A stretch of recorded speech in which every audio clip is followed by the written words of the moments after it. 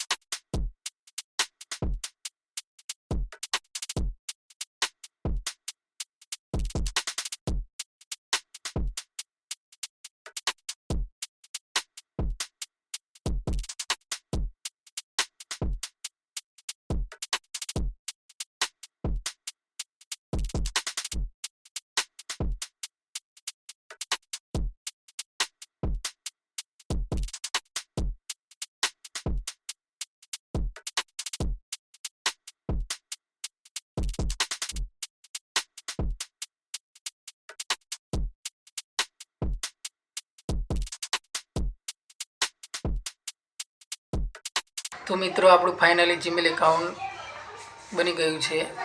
તો આપણે ફાઇનલી આજે જીમેલ એકાઉન્ટ કઈ રીતે બનાવવું એ આપણે શીખી ગયા છીએ। તો હવે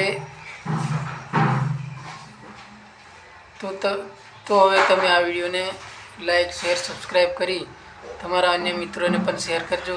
આ મારી YouTube channel Tech Point Gujarati YouTube ચેનલને તમે ખૂબ સપોર્ટ કરજો એ હું તમને વિનંતી કરું છું।